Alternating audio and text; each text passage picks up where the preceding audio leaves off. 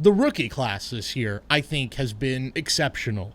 In a regular season, in a full season, maybe we would be taking a little more notice of just how good the young players in Major League Baseball are, and even beyond the rookie class. A lot of young guys, I mean, the MVP probably of the National League is going to be Fernando Tatis Jr., who is under 25 years old. Juan Soto is still under 25, and he is an MVP contender.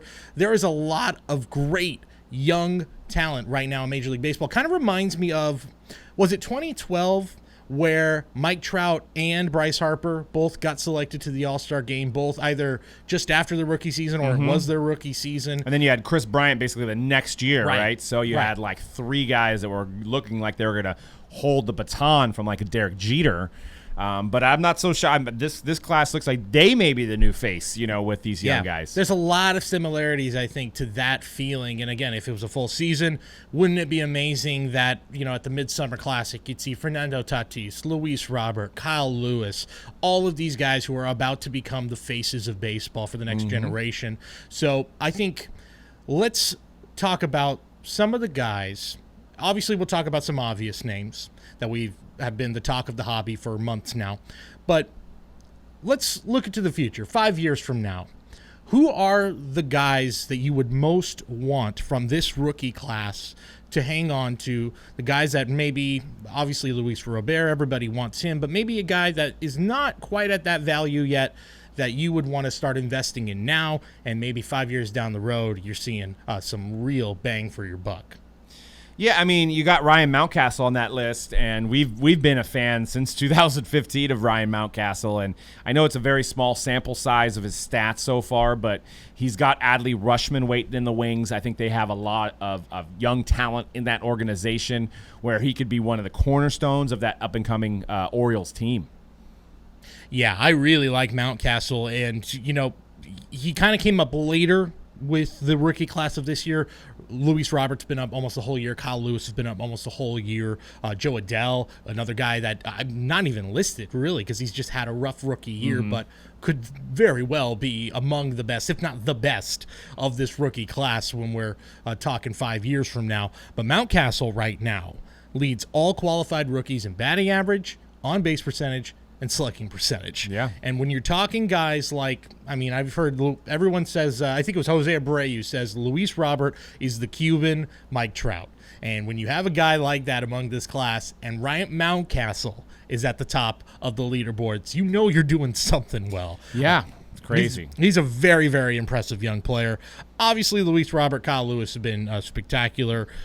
Jake Cronenworth is a guy that I think is interesting. He's a little old for a rookie, 26 years old. I don't know if 5 years down the road that's a guy you're going to want to hang on to, because 5 years down the road, that's a 31-year-old player. So it's a great story. I think he ends up winning Rookie of the Year in the National League, to be quite honest, but just don't know if, you're going to want to hang on to a guy that long who's already, 5 years into his career, already, as they say, on the wrong side of 30. Yep. And then a guy that I think is, from what I have seen of him, has been really impressive and has just not quite gotten the hype, I think, because there's been so much good young talent, partly because it's been such a strange season with no minor leagues that some of these young guys just need a place to play, and that minor league camp is not going to cut it. So you see guys like Alec Baum of the Philadelphia Phillies, who has looked really impressive, I think, at times for that Phillies club, and a guy that could get a chance to shine in the postseason if the Phillies make it. So I think those are also guys to keep an eye on, like him, and like a few other guys, maybe some pitchers on the Dodgers like Tony Gonsolin and Dustin May, who are going to get a chance to really increase their value come playoff time.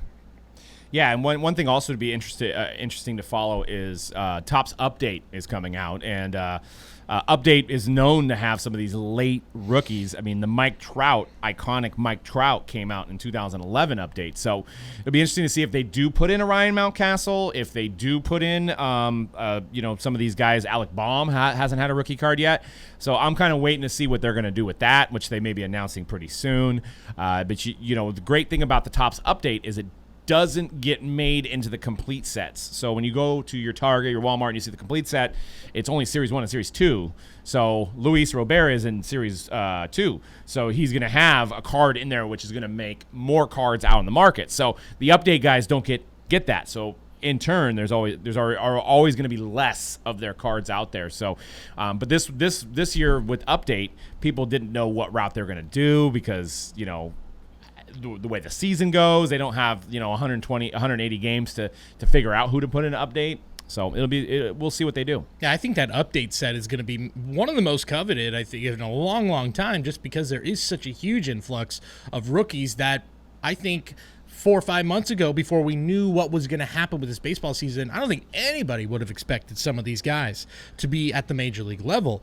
Just talking from a local perspective, I was just sure that before we knew that this was going to be a short season, I just had accepted that Joey Bart was going to be on the Giants in 2021. That this was not going to happen in 2020, but here we are with about 2 weeks left of the season, and he is the starting catcher for that team. So I think there's going to be a lot of really interesting names, especially this year.